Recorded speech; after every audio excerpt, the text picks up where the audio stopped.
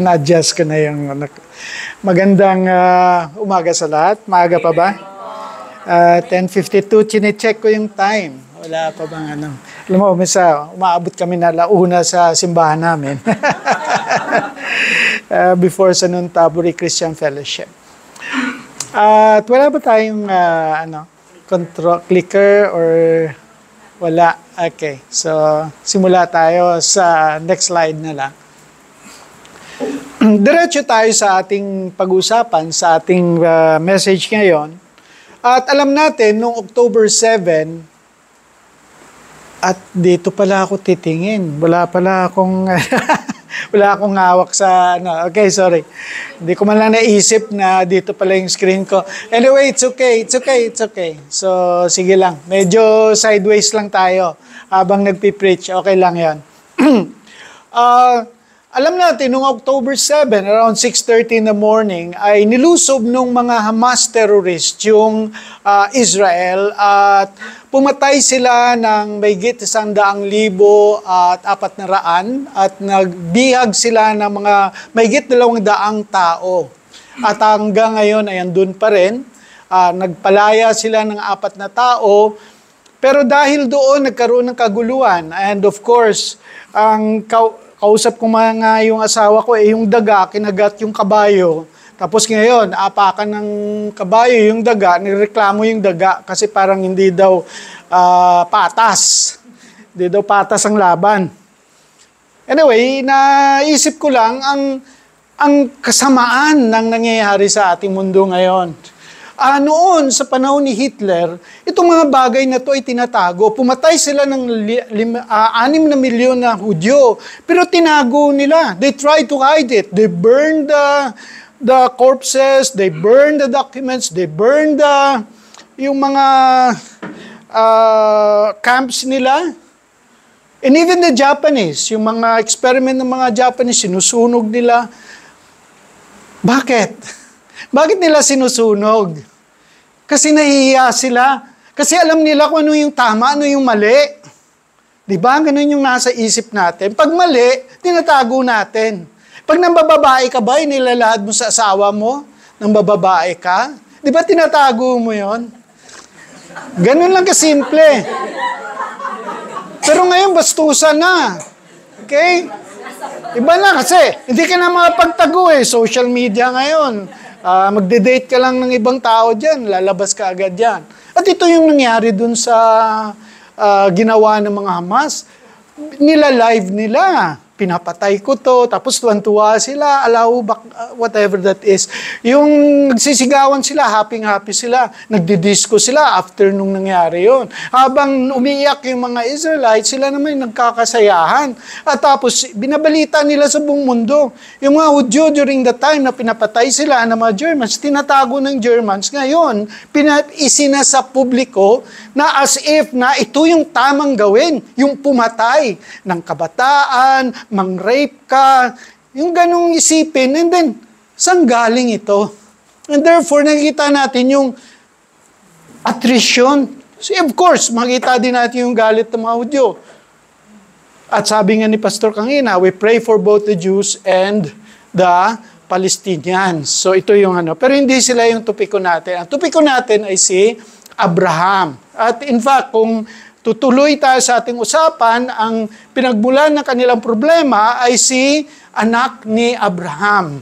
2 anak, si Ismael at saka si Isaac. Si Ismael galing yung mga Arabs, si Isaac galing yung mga Hudyo. Kaya doon nagsimula yung kanilang away. Hindi sila nagsimula ng away noong 1948, kundi 2,000 years before the Lord Jesus Christ was born in the time of Abraham. Next slide. So, ang pag-iisipan natin is, why is the world prone to commit sin? To commit rebellion, to commit heinous crimes? Yung mga bagay na, di ba normal naman sa atin na mga tao na mabubuti, mababait? Ganun yung demand or naiisip natin sa bawat isa. Hindi tayo nag-assume na masasama yung mga tao. Nag-assume tayo na mababait sila at ito ay natumba. Okay? Mababait sila. Mababait tayo, mababait. So, yun yung dealings natin. And yet, ganito karahas yung nangyari. And dalawang bagay yung nangyari. Merong mga tao na talagang na-shock sila. Talagang indignation kaagad, galit. Sabi nga, hindi tama ito. Pero on the other party, sa kabila naman, nagpa-party sila, nagkakasiyahan sila. Sige, patayin nyo, ubusin sila. Okay, yun yung usapin nila. And we will find, kasalanan nyo na. But this time, hindi na natin alam ang border ng mali at tama. Hanggang ngayon, hindi na malaman. Because we are already in the postmodern era na kung saan ang tama ay ayon sa'yo. Kung ano yung tama sa'yo, yun na yun. Okay? Bawat isa, kung ano yung tama, tama yun para sa'yo. Regardless kung ang lahat ng mga tao ay hindi nag-agree sa'yo. So, yun yung problema natin, the postmodern world. And in fact, ito makikita natin. Saan ang galing ito? Nanggaling ito sa ating pinag-aralan 2 to 3 months ago. Yung nandito ako, yung unang topic natin, pinag-usapan natin, bakit ganito yung tao? Bakit ang tao ay makasalanan? At dito nakita natin na pinanggalingan lahat, makikita sa Bible. So kung maghanap tayo ng katotohanan, Bible yung titingnan natin. We find that in Genesis chapter 3. And it is being described there, the fall of man, the fall of Adam, yung pagkasala ni Adam and Eve, at nagsimula yung naglalay sila, okay? And then nagsimula din na nagbi-blame shifting sila, kasalanan nito, kasalanan nun. Mapapansin natin, sabihin ng mga Palestinian, kasalanan ng Jew, sabi ng mga Jew, kasalanan ng mga Palestinian. At ganun din sa bahay. Okay? Sa bahay natin, mag-asawa, di ba? Palagi nagtuturuan. Pati mga bata ngayon, nakikipagturo na din. Nanay, kasalanan mo yan. So, ganun that is exactly saan galing yun. That is the basic premise and fundamentals, foundation sa turo ng Bible. Dahil sa kasalanan, everybody is committing sin, everybody is prone to sin. At the same time, there is also that penalty. The penalty of sin is death, but at the same time, the penalty of sin is more sin. Sabi nga sa John chapter 8, he who commits sin is a slave of sin. So pag nagkasala ka pala, hindi mo pwedeng sabihin na babalik ka sa original na hindi ka na magkakasala, hindi na pwede pala yun. Pag nagkasala ka, magkakasala at magkakasala at magkakasala ka na lamang. And we find that in Genesis chapter 4, nung pinag-aralan natin, nakita natin si Abel at si Cain. Pinatay ni Cain si Abel, that was the first murder. Pag binasa natin further, we will find a person na has 2 wives. Nagsimula yung polygamy. Doon mismo sa simula ng istorya ng Bible. In Genesis chapter 5, ang kwento sa Genesis chapter 1, chapter 2, sinasabi that we are created in the image of God. Pagdating mo sa Genesis chapter 5, ang sabi doon, and Adam has his son Seth, and he was in the image of Adam. Si Adam was born in the image of God, but his son Seth was born in his own image. And in what image is that? In a corrupt image, the corrupt nature. And therefore, hindi na tayo perfect na mga images of God. We are now images of Adam who is already corrupt from the very beginning. Not when he was created, but when he made the first sin. And ano yung naging culmination, ano yung naging ending ng istorya ng ating pagiging makakasalanan? In Genesis chapter 6, nagbigay sa atin ng picture kung sa ano ang extent ng kasalanan ng tao. At baka dito na rin tayo patungo ngayon. The Lord saw that the wickedness of man was great in the earth, and that every intention of the thoughts of his heart was only evil continually. Hindi sabi ko yon. Hindi sabi ng mga kung sinong psychologist ito. Sabi ng Bible, this is outright condemnation to each and every one of us.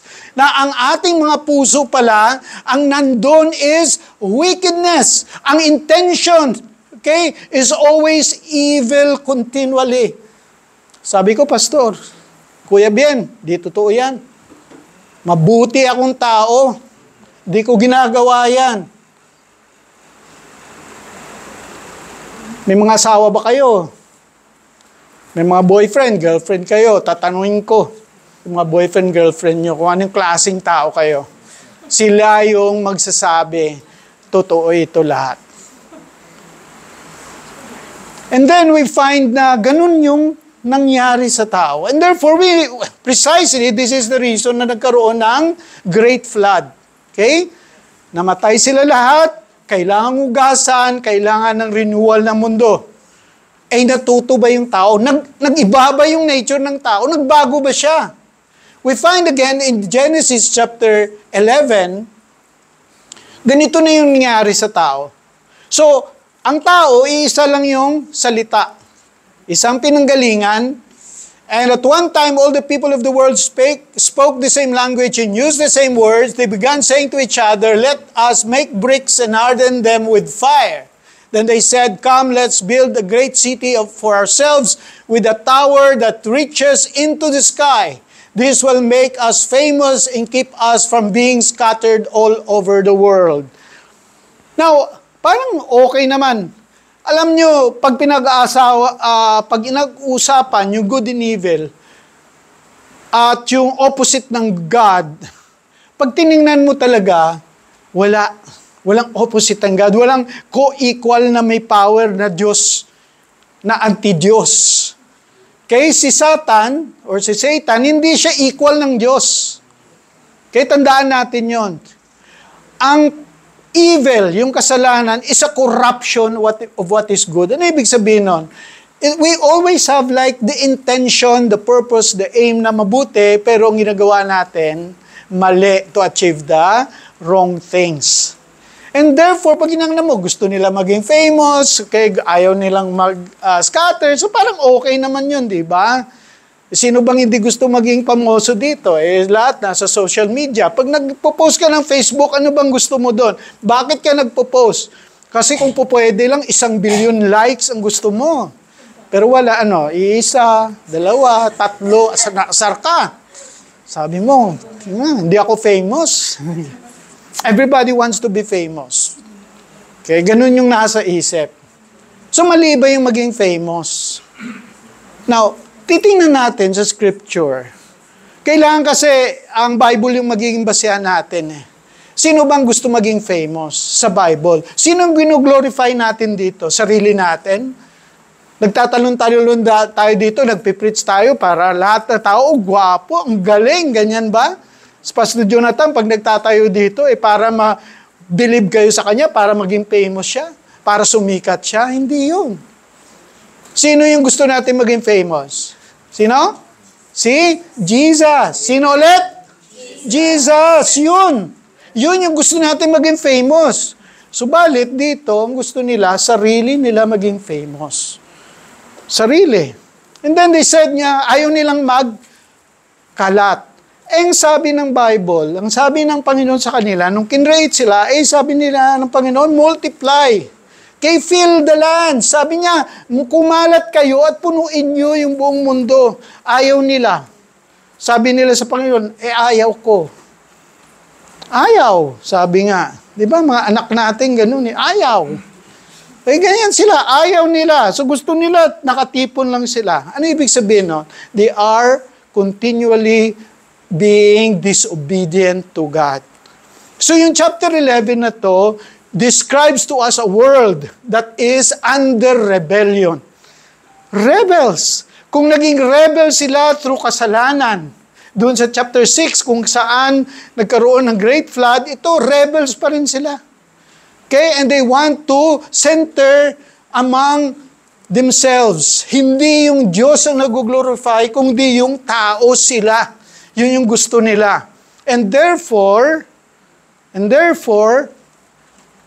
nagkaroon ulit ng punishment. Ano yung naging punishment? As we go on, ang punishment dito, but the Lord came down to look at the city and the tower the people were building. Look, he said, the people are united and they all speak the same language. After this, nothing they set out to do will be impossible for them. And therefore, God, let's come down and confuse the people with different languages that they won't be able to understand each other. So, ano yung punishment? Pinanish sila na hindi na sila magkaisa. Kasi, nangyari na yan sa Genesis chapter 6. Nang nagkaisa sila, every intention of their heart was only evil continually, and they want to rebel against God as one people. And therefore, ang ginawa ng Panginoon, they were scattered. They have different languages. And science will prove that. In science, you will always find two things. That there are the alpha male and the alpha female. Adam and Eve. Hindi po tayo yung taga-Afrika galing sa unggoy, tapos yung mga Amerikano galing sa elepante, yung mga, yung ganun ba? Yung Asia galing. Yung nag-mutate ka, evolve ka? Hindi ganon. We evolved from a one male, one female. And another thing, our language evolved in one language. Okay, one language. And they referred that language around the Middle East. Okay, so those kind of scientific studies, doon mo makikita na kung anong sinasabi ng Bible ay yun ay mga totoo. And if pinag-aralan mo, when you go to the book of Acts, this punishment was reversed. What's reversed? Alam niyo yun, yung Acts chapter 2? They suddenly speak in tongues. Pero they are now able to understand each other in one language. Kikita nyo, there was the punishment na nagkaroon ng madaming salita. And then in Acts chapter 2, because of the ingathering of the kingdom of God, okay, the church started and they are now understanding each other. Kabaliktaran nito. Praise God. Merong makikita tayo na viewpoint na noon iisang lingwahe, ngayon kaya rin natin magkaroon ng isang lingwahe through the sinasabi natin tongues. Now, dito, next. So, from Genesis chapter 1 hanggang Genesis chapter 11, God is dealing with all the nations. Lahat ng mga nasyon. Ang kaligtasan ay tinitingnan ng Diyos sa pamamaraan ng pag-reach out sa bawat isang nasyon. Subalit, sa ending ng Genesis chapter 11, there was a sudden change. Nagkaroon ng pagbabago. God changed His dealing with the world by focusing on one person. Sa isang tao. And when you read your Bible, you will find that your Bible, specifically from Genesis chapter 11 at this verse, up to the end, kung ang Bible mo is Christian Bible, at the end of Malachi, you will be talking about Abraham and his children. Abraham and his children. Wala nang ibang nasyon, kundi kay Abraham and his children lang. Tandaan natin yon. Therefore, ang Bible ng Old Testament, pag nakikita mo, talagang, it's all about the Jews. It's all about the Hebrew. Kaya wag na tayong mag-iisip na they are a special people. And we have the story how God deals with them. Okay? Tandaan na natin yon. Huwag na tayong gimasok doon na mga Pilipino, espesyal tayong pinili ng Diyos. Dahil may nauna ng pinili. Si Abraham po yon. Okay, so this is the story. And the story is the account of Terah's family. Terah was the father of Abraham, Nahor, and Haran was the father of Lot, etc., etc. So tinawag si Abraham. And we will find the call of Abraham. So ito na yung engagement ng Diyos kay Abraham. Ito kwento pa lang. kung saan nanggaling ang kwento wherein nag-divide ang nation from the whole nation. Kaya ang tawag, if you look at your Bibles, in the Old and in the New Testament, ang tawag sa mga hindi Hudyo, nations. The nations and Israel. Ganun yung the Gentiles. Ang ibig sabihin ng Gentiles, non-Jews. If you are not a Jew, you are a Gentile. And sometimes Gentiles are called barbarians, they are called Greeks. So, ganun yung mga terminology about overall. Next. Now, when we see this Genesis chapter 12, dito magsisimula ang kwento ni Abraham on the call of Abraham. I request everybody to read with me together. Begin. The Lord had said to Abraham, leave your native country, your relatives, and your father's family, and go to the land that I will show you. I will make you into a great nation. I will bless you and make you famous, and you will be a blessing to others. I will bless those who bless you, and curse those who treat you with contempt. All the families on earth will be blessed through you. Then the Lord appeared to Abraham and said, I will give this land to your descendants or offspring. Ito yung tinatawag nating the call of Abraham. Dito nagsimula ang relationship ng tao at saka Diyos in terms of personal relationship. Tawag natin minsan dito, there will be a covenant. There will be a contract that will be made between Abraham and God. Titingnan natin yun mamaya.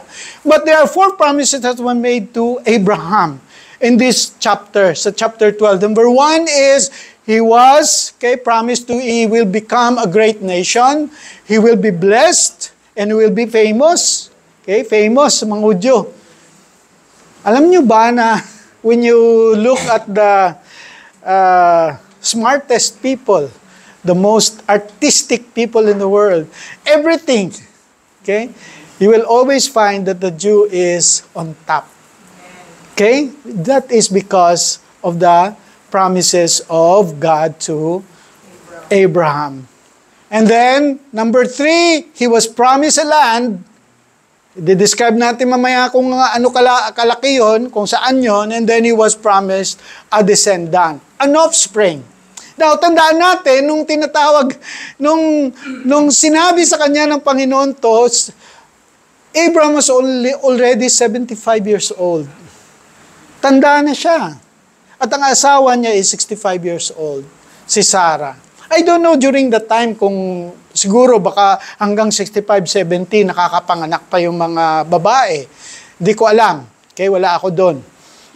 Chismis lang yung mabibigay ko sa inyo. Pero it seems like ganon.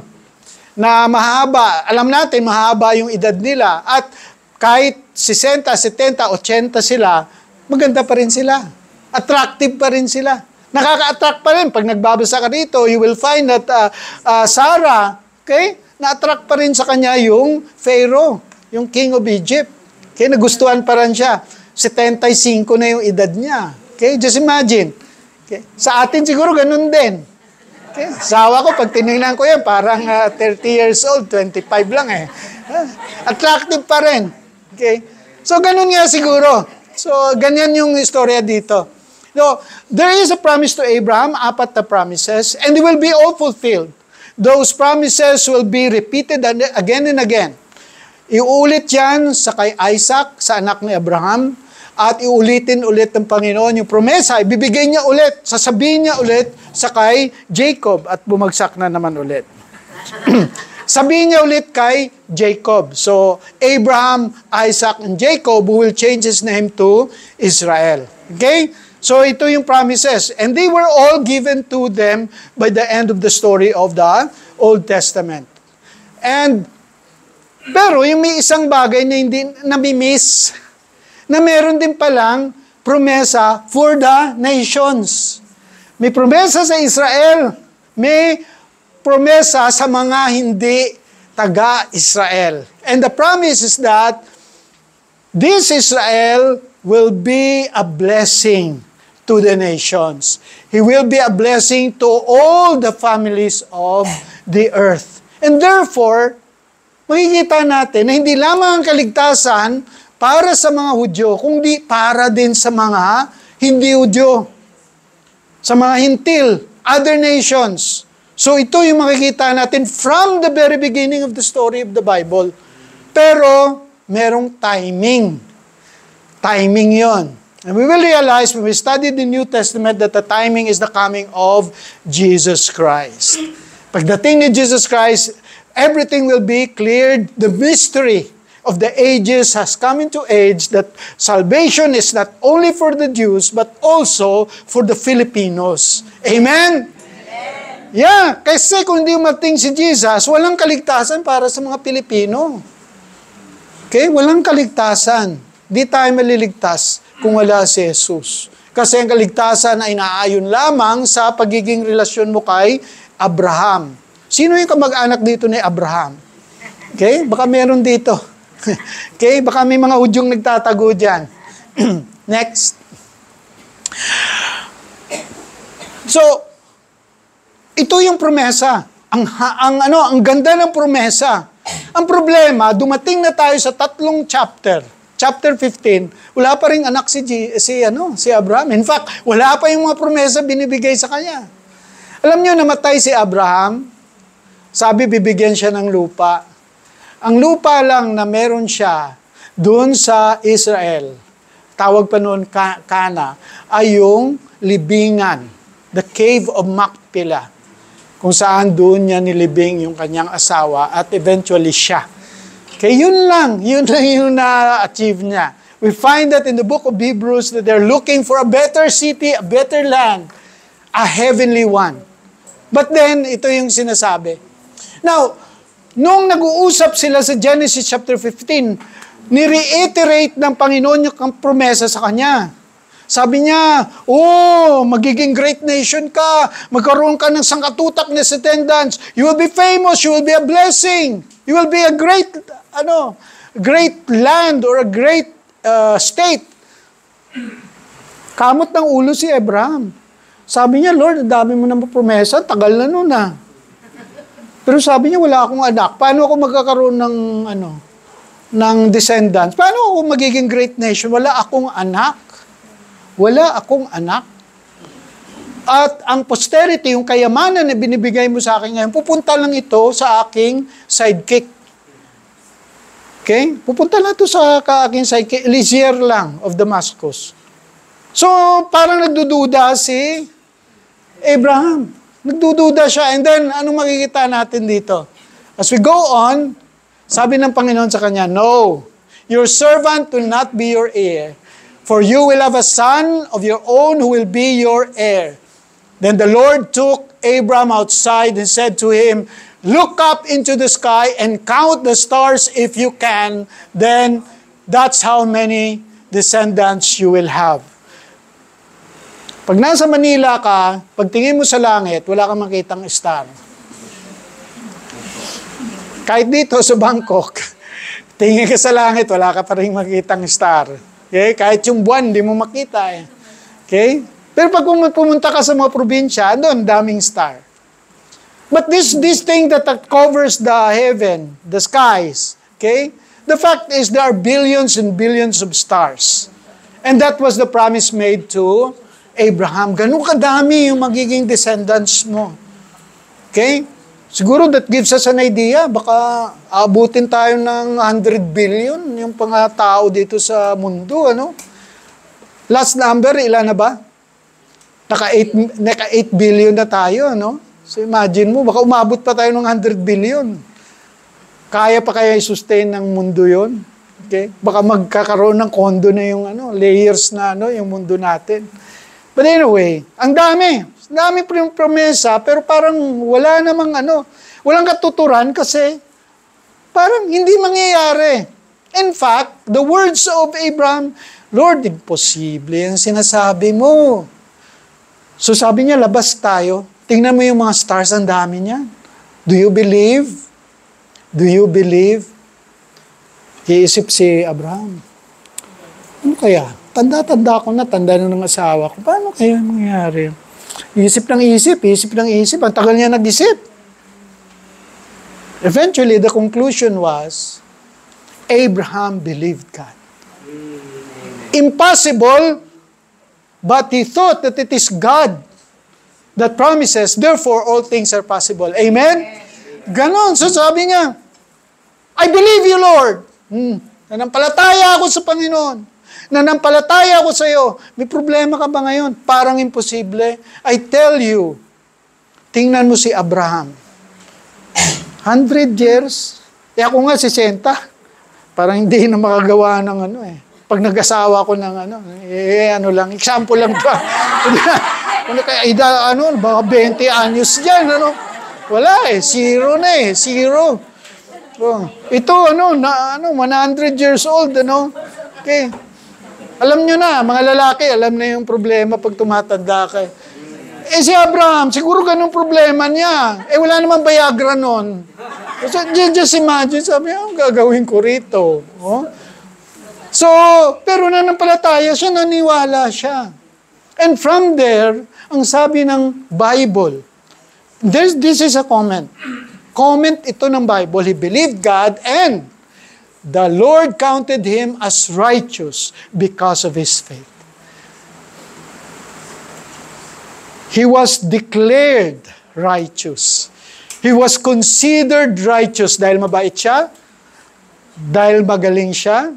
Pag binasa mo yung istorya ni Abraham, alam mo ba na the following stories here, makikita mo si Abraham, pinamigay niya si Sarah. Sabi niya, hindi ko sawa yan, kapatid ko yan.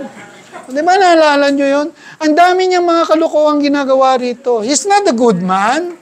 Si Abraham, pag binasa mo, similar manner, Isaac, ganun din. Pinamigay din yung asawa niya. Okay? And then we have Jacob. Siya, yun pa. Okay? So sa lahi ng mga yung tinatawag natin the patriarchs, the three patriarchs, Abraham, Isaac, and Jacob, walang matitinong tao doon na masasabing mong righteous. Wala. Bawat isa sa iyo nakaupo dito, walang matino sa inyo. Walang matino sa atin. Okay? Atin. At kung tayo ay magiging righteous, it has God to declare us righteous. Ganun lang.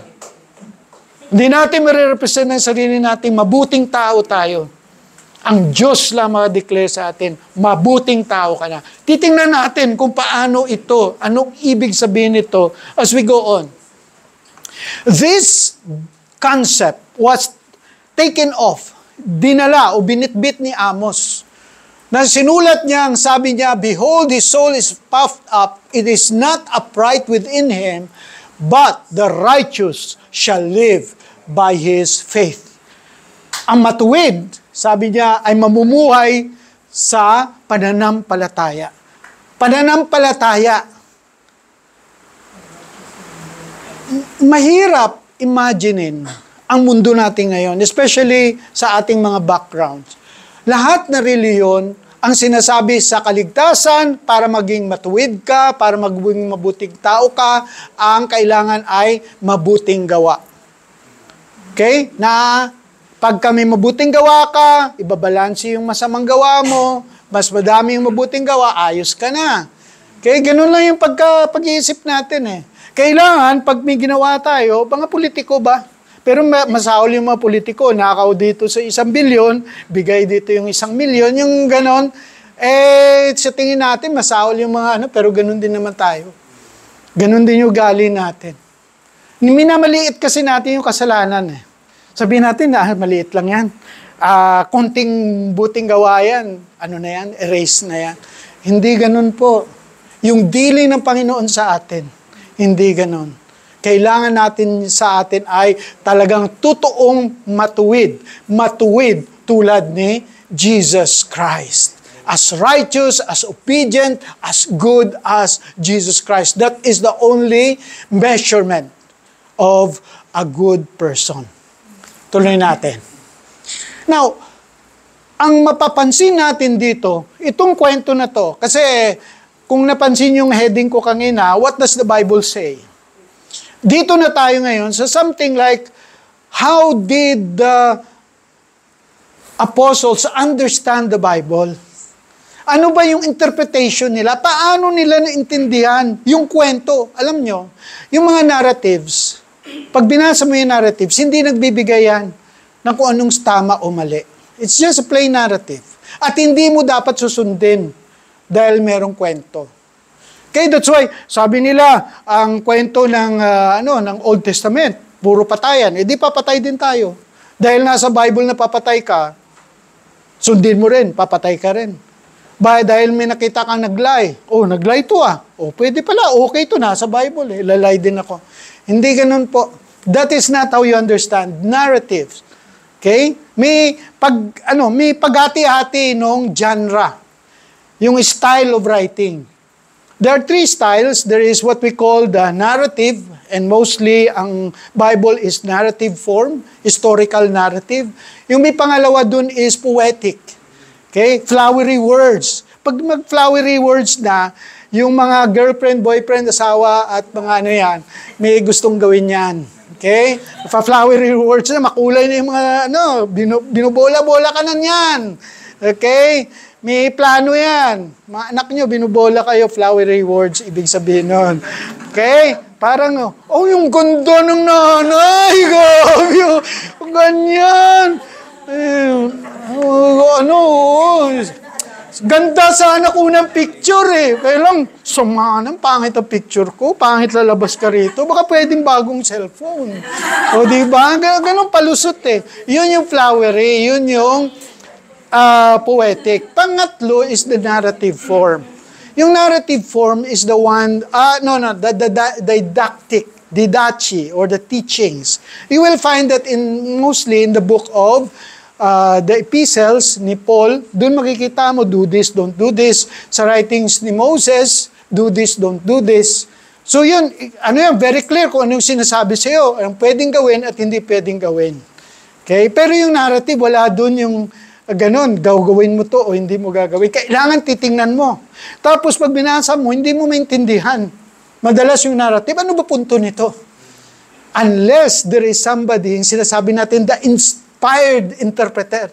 Dapat inspired siya, ibig sabihin, galing sa Diyos yung interpretasyon mismo. And we will find this in the story of Paul. Si Paul, ang dami niyang kinukwento about the narratives in the Old Testament at ini-explain niya kung ano ibig sabihin nun at paano ina-apply sa mga Christians during his time. Ganito ang sinasabi niya sa Galatians chapter 3, verse 6, referring to Abraham, to the story of Abraham. Sabi niya, just as Abraham believed God, and it was accounted to him as righteousness. Know then that it is those of faith who are the sons of Abraham. And the scriptures, foreseeing that God would justify the Gentiles by faith, preached the gospel beforehand to Abraham. So ibig sabihin, yung binasa natin saan ba yun? Sa Genesis chapter 15 is already the gospel. Sabi niya, gospel beforehand to Abraham, saying, in you shall all the nations be blessed. Genesis chapter 12. So then, those who are of faith are blessed along with Abraham, the man of faith. Now it is evident that no one is justified before God by the law, but for the righteousness shall live by faith. So, ang sinasabi rito na ang reward ay hindi doon sa mga sumusunod sa utusan ng Diyos. Kung ang reward ay kung meron tayong pananampalataya tulad sa pananampalataya ni Abraham. At tayo, kahit hindi sabi niya, kahit hindi tayo anak ni Abraham, pero kung may pananampalataya tayo tulad ng kay Abraham, tayo ay mga anak ni Abraham. Amen? Ang pundasyon ng istorya ng Bible is about Abraham's faith. He is always called the Father Abraham. Father Abraham because he is the father of the faith. You have to have the same faith as that of Abraham.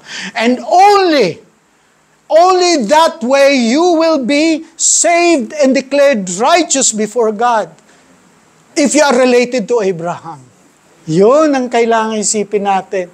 Kailangan kamag-anak natin si Abraham. Ang tanong ko ngayon, Sino ang kamag-anak si Abraham dito? Ayun, may nakita akong isang kamay. Okay? Okay, ang daming kamay. Ano ibig sabihin nun? Kasi kung ikaw daw ay nananampalataya tulad kay Abraham, ikaw ay anak ni Abraham. So, tanong ko ulit, sino ang anak ni Abraham dito? Amen. Ayun. Nagiging klaro. Nagiging klaro. Sana yung mga tao na nagdududa, I hope that you will also find the faith of Abraham para sa iyong kaligtasan. Okay? Next. Galatians chapter 6. 3 beses ito kinote yung the righteous man shall live by faith. Romans chapter 1 verse 16. Again, ito yung sinasabi ni Pablo tungkol sa pananampalataya. For I'm not ashamed of the gospel. Ito yung gospel. Sabi ni Galatians, yung gospel was given in Genesis chapter 12, doon sa promesa kay Abraham. Bakit? Doon yung promesa is about faith. And ito, for I am not ashamed of the gospel, for it is the power of God for salvation to everyone who believes. Who believes? Okay? Importante yung key. Believes. And then again, for the Jew first and also to the Greek. Ano na nangyayari dito? Yung pananampalataya ni Abraham ay hindi na lamang para sa mga Israelites, sa mga Hudyo, kundi para na din sa mga hindi Hudyo. So ang Greek dito ay, ibig sabihin, hindi Hudyo. So God's reward is extended to the whole world. Ang pananampalataya na binibigyan at dinideklara na mabuti, matuwid, ay binigay sa lahat. Bakit? For in it, the righteousness of God is revealed from faith to faith, as it is written, the righteous shall live by faith. Again, in Hebrews chapter 10, ito nakakatuwa to. Kasi ito, kung minsan binabasihan, kita mo, kailangan maging tuloy-tuloy ka na you have to work your salvation. Sabi nga nila. Sabi kasi dito, but the righteous one will live by faith and I take no pleasure in the one who shrinks back. Paano kung umurong ka? Hindi ka na maliligtas. Yung pananampalataya mo, walang kwenta. Di ba? Umurong Sabi niya, dapat mananampalataya ka, pero pag umurong ka, hindi ka naligtas. Noon, probably, ligtas ka. Pero pag umurong ka, hindi ka naligtas. Mapapansin mo, merong mga ganon na nagtuturo. Tapos yun yung basihan nila. Kasi this comes from the writings of Amos. Pero, pansinin mo yung sunod na verse. Sabi dito, but we do not belong to those who shrink back and are destroyed, but to those who have faith and are saved. Okay? So yung Hebrews, ang pinag-usapan dito, yung mga totoong mananampalataya na hindi umuurong. At ang nakakahiya dito, hindi binabasa na after this is the last verse of chapter 10. Alam niyo kung ano yung chapter 11 ng Hebrews? It is the story of the heroes of faith. Heroes of faith. Inilalaan dito na itong mga tao na to were righteous, live by faith, and the whole story of the Bible from Abel, okay, hanggang sa ending sa Old Testament is about faith, pananampalataya. And that people did not receive whatever they were promised to. Hindi nila natanggap ang promesa. Madami sa kanila. Merong nakatanggap, merong hindi. Pero sabi ko nga, si Abraham, si Isaac, si Jacob, namatay naman sila. Wala naman sila. In fact, si Jacob has to leave the land of Israel, the land of promise, and was practically exiled and enslaved in Egypt. Okay? So, wala. Yung mga patriarchs mismo, wala. Pero, ang sinasabi ay, they are righteous by faith. Next. So, babalik tayo dun sa kwento natin. Okay? Sa Genesis chapter 15, tuloy natin yung kwento. So, and Abraham believed God, and this was accounted to him or reckoned to him, or he was declared righteous ng Diyos. So, dineclare siyang righteous. And the story continues, sabi dito, Reading together, begin. And he said to him, I am the Lord who brought you out from Ur of the Chaldeans to give you this land to possess. But he said, O Lord, how am I to know that I shall possess it? He said to him, bring me a heifer 3 years old, a female goat 3 years old, a ram 3 years old, a turtle dove, and a young pigeon. And he brought him all this, cut them in half, and laid each half over against the other. But he did not cut the birds in half. And when the birds of prey came down on the carcasses, Abraham drove them away. So meron pa rin tanong. Sabi niya, ano, Lord? Okay? He was asking assurance. He believed God, but he wants assurance. He believed God, but he wants assurance. Alam niyo sa atin, tayo tumanggap sa Panginoon, tinawag ng Panginoon, meron tayong assurance, di ba? Ano yung assurance natin? Okay, we were given a seal. And what is that seal? Okay, the Holy Spirit. So bawat isa sa atin may Holy Spirit. We know that we are saved because we have the Holy Spirit. And that Holy Spirit in our hearts confirms, assures us that we are saved. Tayo yun, mga Christians. Pero si Abraham, wala pa nun. Hindi niya alam yun. So kailangan niya ng assurance. Something physical. Something commitment. Yung commitment, paano niya makikita dapat may visual commitment or may something na gagawin ang Diyos? Okay? Naalala natin sa Judges, si Gideon, yung hindi siya, duda siya, and then sabi niya, Lord, paano ko ba masiguro na ikaw nga yung kausap ko nga, Diyos. Okay? So, pwede ba to? Ganon. So, tinitest niya. Okay? Abraham was asking for proof. Ano yung proof mo, Lord, na mangyayari itong sinasabi mo, that I will possess the land. Tapos pangita mo, and then suddenly, the story changed. Biglang nag-iba. Bigyan mo ako nito, tapos ginawa, pinahiwa, nilatag sa lupa. Ano yun? Ano kaya to?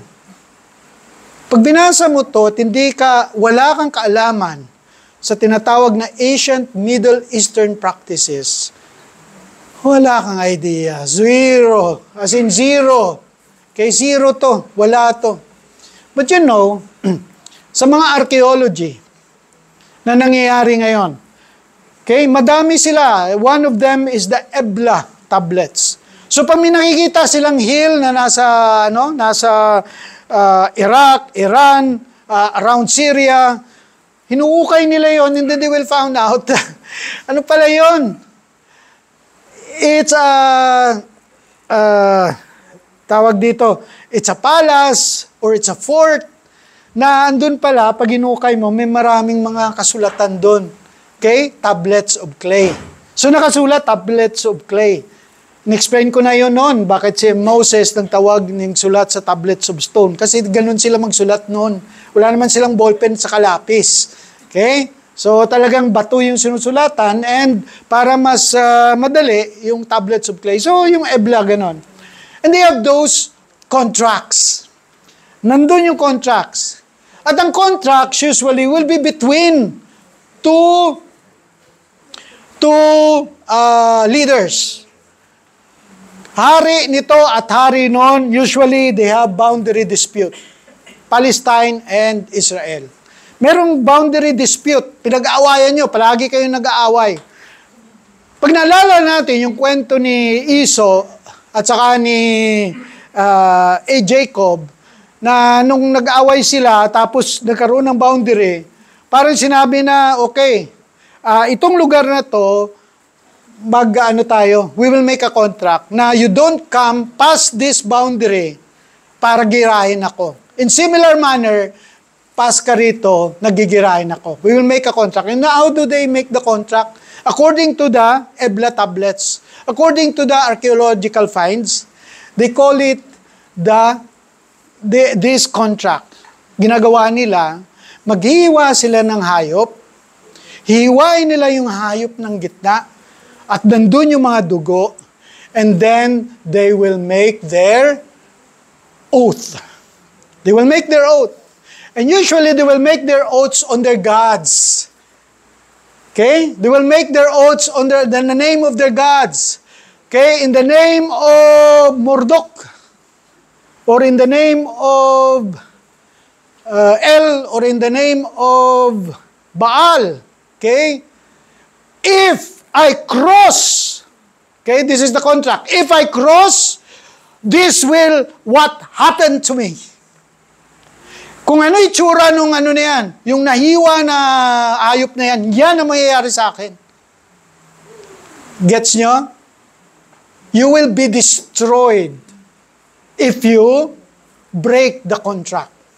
Like the animal. You will be slain.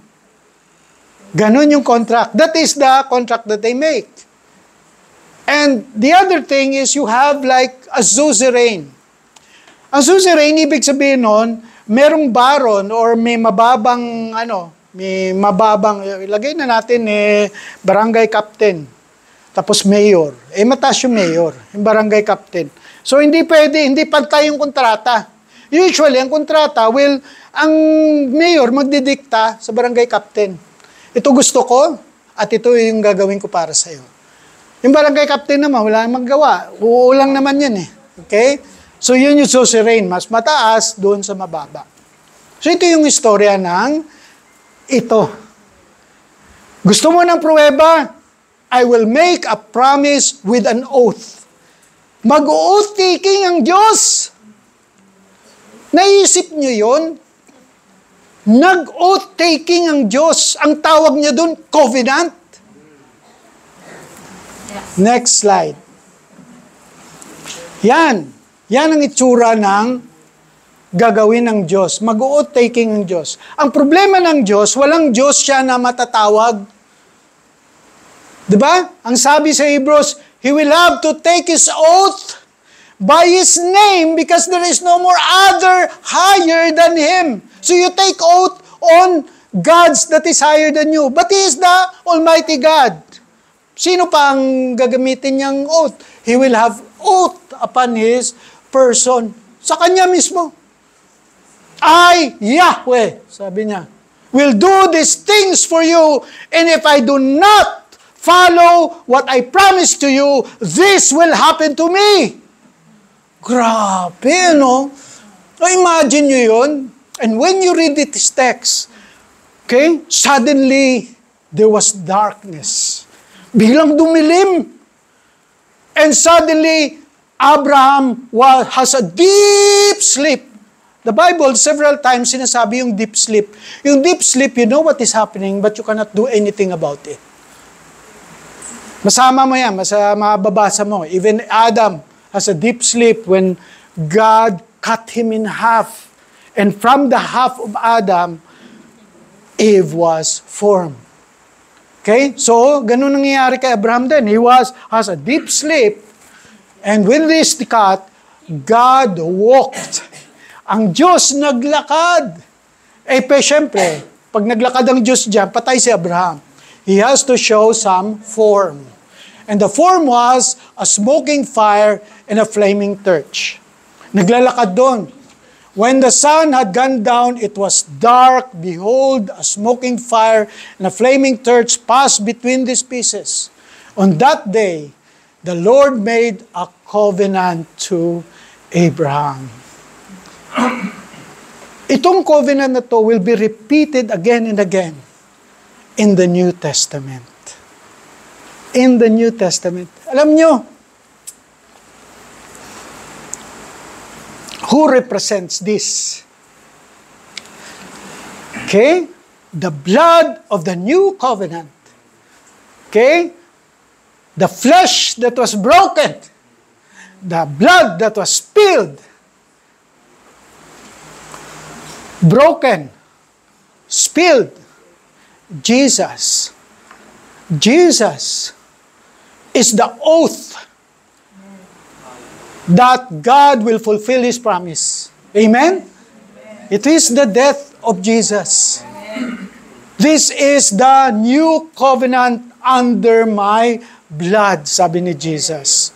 And as you partake the Lord's Supper, you always remember that God did something horrible to His Son to fulfill the promises He had made to Abraham. Next.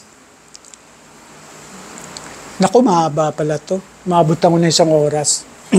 So, sabi natin, what does the Bible say? Yun, binasa natin. Bible yun Bible. Ayoko magkwento sa inyo ng mga kwento ni, Bible yung kinukwento ko.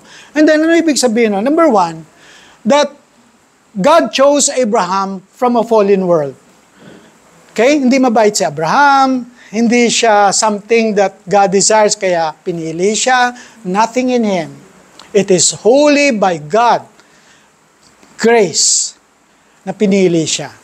Kayo, bawat isa sa inyo na may pananampalataya, I would say that God chose you from this fallen world. Pinili kayo ng Panginoon. As Abraham was chosen by God, even though he is nothing. He is from the nation who worships idols. Tandaan nyo yun. Abraham was an idol o worshiper. Ang tatay niya ay gumagawa ng mga idols. Okay? But, he was chosen by God. Number two, God rewarded Abraham's faith with God's righteousness. Alam niyo, mapag-uusapan natin na kabutihan, dapat maging mabuti tayo. Alam niyo, anong ginawa ng Diyos para sa atin? Binigyan tayo ng kabutihan. Kabutihan ng Diyos ang binigay sa atin, hindi ating kabutihan. Ang kaligtasan natin hindi dahil mabuti tayo, kundi dahil mabuti ang pumagitna sa atin. Ang kabutihan ng Diyos mismo ang binigay sa atin. And that is sa kabutihan ni Kristo. The obedience of Jesus Christ was given to us as our righteousness. At tawag natin doon, the white robes of righteousness. Na pag hinarap natin ng Diyos, sabihin natin, Bien, bakit kita papasukin? Sabihin ko, wala akong kwenta, Lord. Pero si Jesus, binigyan ako nitong damit na to. Kasing puti ng kanyang kabutihan. Ito lang yung pamamaraan ko. Pwede na ba ako pumasok o hindi? Sabihin ng Diyos, pasok. Hindi dahil sa mabuti ka, dahil sa kabutihan mo, kundi sa kabutihan ni Kristo Jesus. Yun ang naghuhuga sa ating kasalanan. Next, God rewards our faith with a righteousness from God. And then, next, God assured Abraham by the blood of the covenant. Ito yung sinasabi ko. The assurance is the blood of the covenant. Namatay si Jesus. At yun yung assurance natin na may kaligtasan. Because He died for our sins. He paid all our sins in the cross. Next, God assures us, each one of us, that we have the salvation by the blood of Jesus. Very quickly, tingnan natin bawat isa na to. Paano in-interpret ng New Testament writers, specifically the Apostle Paul? Alam niyo si Apostle Paul, tinatawag siyang the doctor of theology of the New Testament or of Christianity. Kasi siya yung nag-explain ng lahat na doktrina tungkol sa kaligtasan. Ito yung sabi niya. Sulat niya, sabi niya, Blessed be the God and Father of our Lord Jesus Christ, who has blessed us in Christ with every spiritual blessing in the heavenly places. Ang lahat ng mga blessing, kung meron tayo, galing lahat sa blessing ng Diyos. Even as He chose us in Him before the foundation of the world. Na tayo ay pinili, hindi ngayon lang, hindi nung pinanganak tayo, kundi mula pa from the beginning, from the foundation of the world, from creation. Sa creation pa lang, nasa isip na tayo ng Diyos. Amen. Would you believe that? Amen. The love of God. Ang pagmamahal ng Diyos, nasa isip pa tayo ng Diyos. I chose that person. Christ Jesus will die for him. The blood of Jesus will clean him. And then next. So ang doon, balik tayo ulit. So anong hindi nire-require sa atin? Kung gaano kalinis, holy and blameless si Jesus, ito yung tinatawag sa atin. Hindi dahil na naligtas tayo sa pananampalataya, okay na tayo. Hindi. Niligtas tayo ng Panginoon, may hinandaya sa atin na tayo ay magiging mabuti at blameless. Okay? Holy and blameless. Yung blameless kasi hindi naman yun ibig sabihin perfecto tayo. Okay? Pero yung blameless, yung hindi yung nakikilala sa kakakalid yun, patunga-tunga. Okay? Ay talagang person to be blamed talaga. Chickboy ka, yung mga ganun. Yung blameless kasi ganun eh. Something na outside, walang ma-blame sa iyo yung tao. Malinis ka. Okay? That's what is being, but yung holy, dapat sa kalooban yun. Loob mo. Loob mo mabuting tao ka. Ganun yung tawag sa atin. Kung tayo ay mga anak ni Abraham. Next. Pangalawa is, anong gagawin natin ngayon dahil may pananampalataya tayo? Ang pananampalataya ay ang pamamaraan, hindi yung gawa.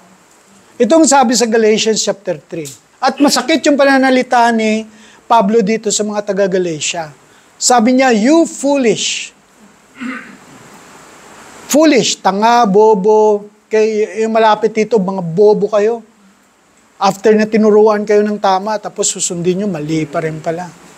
Grabe, ano? Ganyan yung ngayon social media, nakakainis na eh. Na alam mo na yung tama, pero yung mga tao, maniniwala pa rin sa mali. Sakit nun. Ganun yung pananalita ni Pablo. Okay? O foolish Galatians who has beseech you. Tapos sabi niya, ang Spirit, ang nagligtas, ang nagbibigay sa inyo. At ito is pamamaraan ng pananampalataya. Bakit kayo babalik sa works of the law? Bakit kayo sasabihin nyo maliligtas kayo dahil mabuting tao kayo dahil sa mabuting gawa nyo?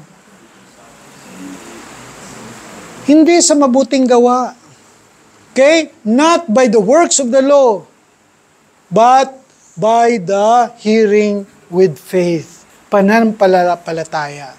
Because that is the way Abraham was blessed by God on his belief. Next and last, God assured Abraham, okay, through the blood of Jesus. Hebrews chapter 10 verse 19, very clear yung sinasabi rito. Therefore, brothers and sisters, since we have confidence to enter the most holy place by the blood of Jesus, by a new and living way opened for us through the curtain, that is His body. So makikita natin dito yung istorya ni Abraham. Kung saan doon iniwa yung mga hayop, and that pictures Jesus. And through that flesh, and through that blood, that opens as a curtain. So anong gagawin natin? Alam nyo, ang kaligtasan ay hindi lamang para bawat isa sa atin maliligtas. Tapos okay na tayo. We go our own way, pasyal-pasyal tayo, or manood na lang tayo ng TV, mag-zoom na lang tayo ng worship.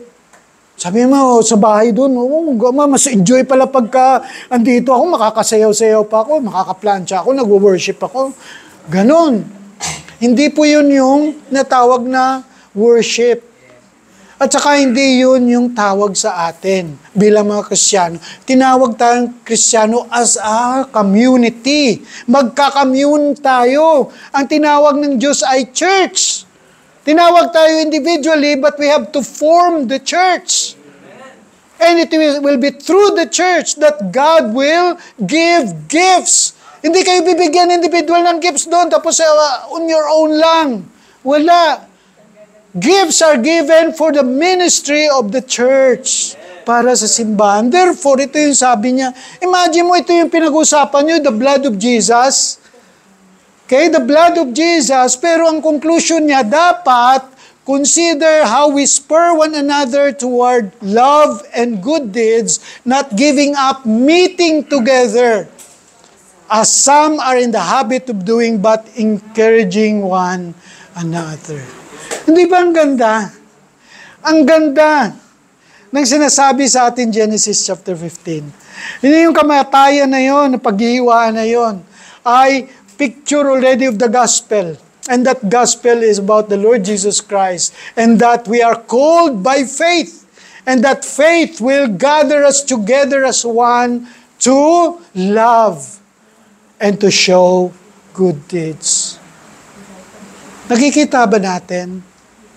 Sana these words, okay, pinupost ko ito, sinishare ko kayo, if you want to watch again, kung may tanong kayo, you can make comments. But I want is that, hindi lamang tayo nakikinig. What should we do? We read the Bible, we understood the Bible, what do we do? Anong gagawin natin?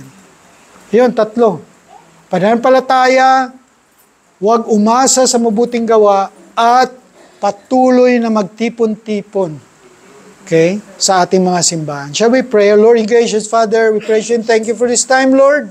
We pray that these words will not come as empty words, but fulfill the mission that it was given. Bless this church, Lord. Bless Pastor Jonathan, the family. Bless the members of the church. And we pray, Lord, for maturity for each one of them. For we pray all these things in Jesus' name. Amen.